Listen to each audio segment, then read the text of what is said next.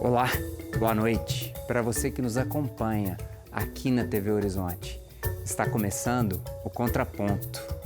Contraponto, construção, contratempo. Nunca contra o tempo, às vezes contra o ponto, sem contratempo, sempre com respeito.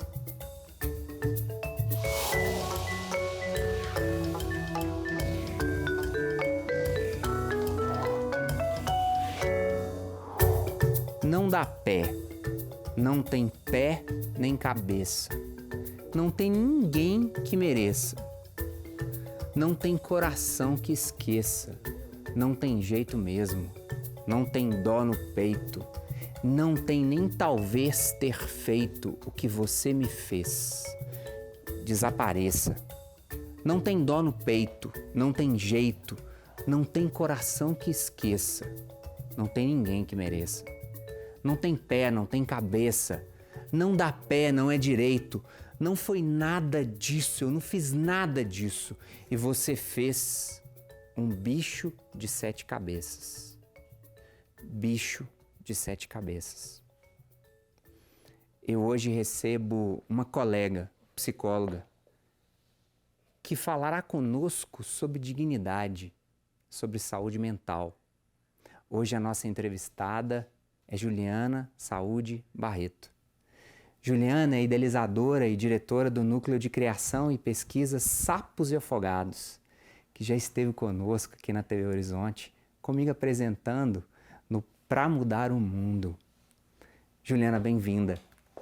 Prazer estar aqui de novo, juntinho. Que alegria. Muito bom. Que alegria. Muito bom, alegria minha. Eu queria mandar um abraço para a família Dudu, câmera da TV Horizonte, que perdemos durante a pandemia.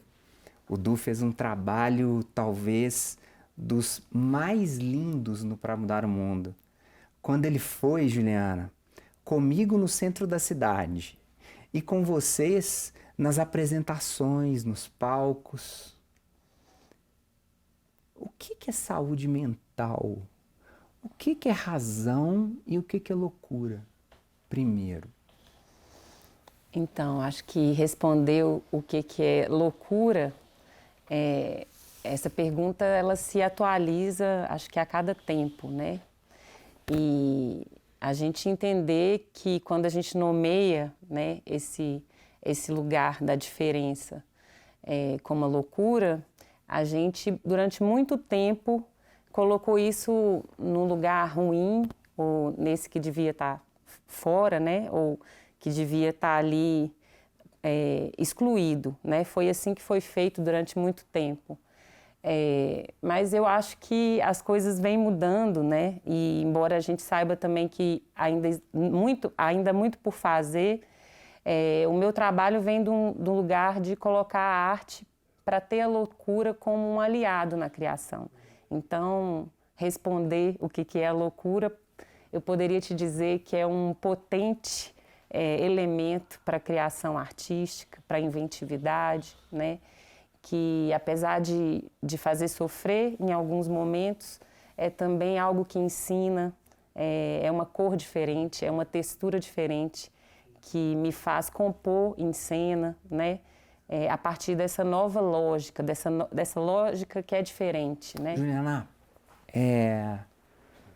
Freud sai de Viena e vai a Paris estudar no Salpêtrière, que era o grande depósito de gente. Não tem outro nome. Manicômio é depósito das pessoas, que teoricamente quem manda incomoda. No Salpêtrière, Dr. Charcot, técnicas de hipnose, as mulheres histéricas, mas um depósito de gente.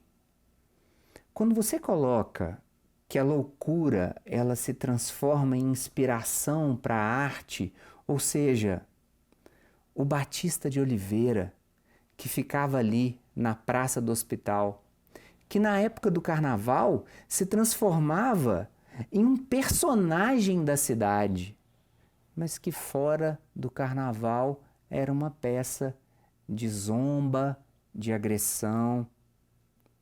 Por que a gente vive na saúde e na loucura esses dois pontos? Por que eu tenho que conter o indivíduo que fala aquilo que não se conecta? Então, acho que é isso. Acho que a cada tempo olhou-se, né, para essa diferença ou para essa forma de ser, né, para essa condição humana de uma forma diferente, né? E a gente está aqui pertinho, né, no espaço e no tempo de Barbacena, né, que lidou, por exemplo, com essa questão de uma forma horrível, né? Assim, a gente tem essa herança, assim. E eu acho que falar dessa forma, né, em que a loucura foi tratada, a gente está falando para além desse não acolhimento, essa desumanização nesse tratamento, mas também em tudo que envolvia ali, né? Se a gente pensar, por exemplo, que em Barbacena só 35% das pessoas que estavam ali tinham um diagnóstico, tinham algo que poderia estar sendo nomeado como um adoecimento psíquico, né? Mas outras questões estavam em torno daquilo, né? E era colocado no mesmo, né, no mesmo lugar, no mesmo pacote ali. Então, de alguma maneira, era essa forma de controlar ou de, né, socialmente, eu diria que até questões políticas, ou então pensando também em como aqueles corpos ali produziam dinheiro, ou como que a forma de lidar com aqueles corpos também estavam ligados a outros temas, para além né, de qualquer patologia que tivesse inserida ali. Um trem que colocava um grupo enorme de pessoas lá dentro. Enorme. Um trem que saía de uma grande cidade e que parava em um pavilhão. E nesse pavilhão, o trem parava no pavilhão. Uma coisa que não era de parar numa cidade, numa estação e levar esses prisioneiros. Não, o trem parava no pavilhão. Quando essas pessoas entravam no pavilhão, elas não saíam mais, senão mortas. Eu não estou falando aqui agora sobre Auschwitz, Dachau. Eu estou falando dessa cidade, aqui pertinho da gente. E essa expressão que o meu tio Marcos adora, porque adora o carnaval e adora o Batista, trem de doido, quando ele come uma coisa gostosa, que falamos comumente. O trem de doido era um trem que saía da estação central de Belo Horizonte e chegava no pavilhão da colônia em Barbacena. O trem de doido era um trem, como Juliana colocou, que abrigava o que causava insatisfação. Não para mim, para você, para Juliana, mas o que causava insatisfação, por exemplo, a filha adolescente da empregada, estuprada pelo patrão, que estava grávida. Tinha que mandar essa menina para algum lugar. O filho que não se encaixava, porque de alguma forma ele questionava algo. Quantos não foram os condenados para passar pena de vida, de morte no lugar desse? Juliana, quando a gente conta essa história, parece que a gente está falando de algo que não existe. Uhum. O que não existiu, né? Quem que é o culpado? Pergunta difícil essa, hein, Jairo? Quem que é o culpado, assim? Talvez mais de um, né? Mas pensar nesse sistema ou na forma de olhar para isso, assim. Quando você dar esses exemplos, né, das pessoas que estavam ali em Barbacena, a gente pode pensar também nas questões e nas pessoas que estavam ali por uma opressão racista ou por qualquer discriminação, por uma opção sexual, né? Então, questões que hoje a gente trata ou pelo menos busca se informar ou pensar ou viver de uma forma diferente, né? E eu acho que não era assim antes. Te ouvindo falar de Barbacena, é impossível não lembrar de uma cidade na Itália que tem duas coisas muito parecidas com Barbacena. Além do manicômio, a plantação de rosas, Trieste, que eu estou falando, né? Então, eu estive em Trieste em 2012. Nossa. E eu ficava muito impressionada com essas coincidências, né? Eu não sei se eu posso hoje falar que são coincidências ou se existiu ali isso que a gente está falando aqui, né? Uma forma de pensar o mundo desse jeito, uma forma de organizar o mundo desse jeito, né? E o Basaglia, quando começa a reforma psiquiátrica, ele experimenta isso em numa outra cidade, né, antes de chegar em Trieste, onde a coisa acontece de fato, né, onde ele propõe ali uma outra forma de tratamento, né, mais humanizado, já coloca a arte ali também, o teatro especificamente, dentro desse espaço, né, assim. E é isso, acho que a gente estava num tempo, no mundo, onde podia acontecer, ou quer dizer, podia, né, ou aconteciam coisas dessa ordem, onde os corpos podiam ser tratados dessa forma, ou eram tratados dessa forma, né, assim. Viva Sueli Rounik, viva Félix Guattari, viva Franco Basaglia. Hoje, no Contraponto, Saúde Mental, estamos recebendo Juliana, pedagoga, idealizadora dos Sapos e Afogados, uma instituição, uma ideia que quer trabalhar arte e teatro com pacientes da saúde mental.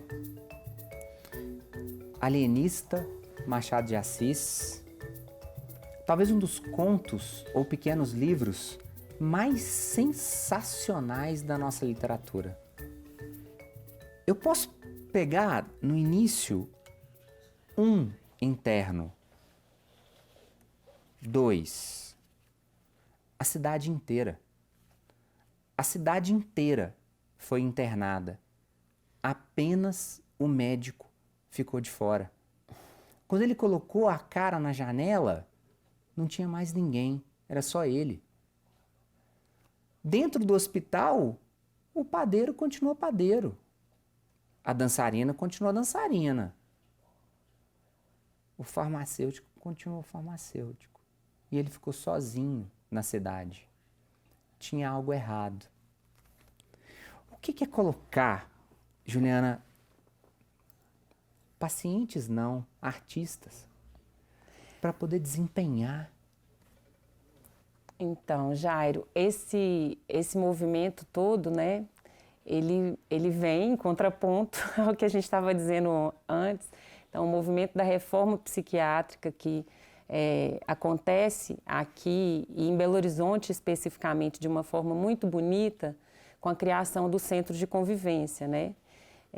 A criação de uma rede de serviços substitutivos ao manicômio, né? E isso significa tratar e acolher de uma forma diferente, né? Fazer com que esse sujeito participe do tratamento dele, tenha essa autonomia para poder escolher, né? Esteja envolvido ali em todas essas etapas. E aí, né, assim, pesquisando a saúde mental há tanto tempo, entendendo esses lugares, né, no mundo de como acontece esse tipo de tratamento, essas formas de tratamento, eu costumo falar com muita segurança que Belo Horizonte é uma referência mundial no acolhimento em saúde mental, justamente por propor a arte da forma né, como é feito, por exemplo, dentro do centro de convivência. Isso não significa dizer que não existam problemas e dificuldades e desafios, até porque isso tudo também está muito atrelado a todos os desafios e retrocessos da política que a gente vive, né? Assim. Mas, enfim, ainda assim, é uma referência muito importante. Ou seja, um projeto político de saúde, ele se conecta melhor do que propor novos manicômios. É óbvio, claro, né? Assim, aliás, a política da reforma e a tentativa e a nossa luta, né? Quando eu falo da luta antimanicomial, é isso, é propor né, novas formas de acolhimento, esse serviço substitutivo, o fim do manicômio. Né? Isso não significa, por exemplo, em alguns momentos precisar de uma internação, mas que isso seja feito com a consciência, com o consentimento daquele corpo que está ali para ser tratado. Né? Então, é isso que propõe a reforma psiquiátrica, é isso que defende né, a Lei Paulo Delgado, onde a gente quer o fim do manicômio para poder tratar de outra forma. E aqui em Belo Horizonte, dentro dos serviços substitutivos oferecidos, existe o Centro de Convivência, onde a arte né, opera e é um elemento importante. E por que eu estou falando isso? Porque o meu trabalho com o teatro, ele nasce né, desse trabalho que vem da rede pública. Né? O Sapos e Afogados, ele vem dos serviços substitutivos, do Centro de Convivência especificamente, e depois disso a gente vai aos poucos ganhando a cena cultural da cidade. Né? E aí quando você fala, não, artistas não são pacientes, são artistas, tem uma coisa que é muito importante para nós, assim, né, dos Sapos e Afogados, que é uma escolha desses atores, né, que agora não tem mais só essa forma de identificação como sujeito ou como usuário ali da rede pública, mas também como atores dessa cidade. E aí a forma como eles escolhem ser apresentados nós somos atores loucos. E outro dia eu recebi um questionamento que foi muito legal, porque num trabalho com um grupo de dança, uma bailarina falou, Juliana, por que vocês usam essa palavra no trabalho de vocês assim? Como que é isso, né? Atores loucos, ou a gente tem um projeto com as mulheres, o Louca da Laje, ou a gente tem uma brincadeira no nosso Instagram que é os delirinhos da semana, e ela perguntando como que a gente, né, coloca isso assim, se isso não é ruim.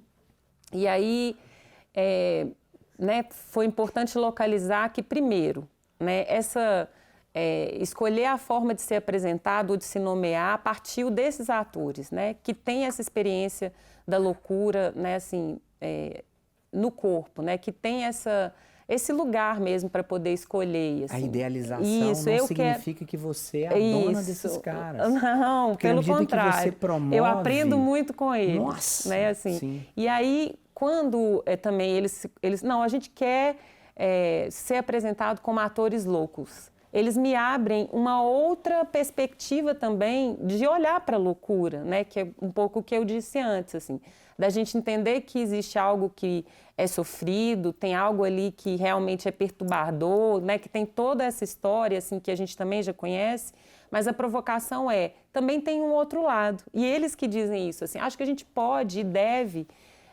sustentar também a potência disso. Qual que é a força que isso tem, né? Assim, como que a gente pode também apresentar uma outra face disso.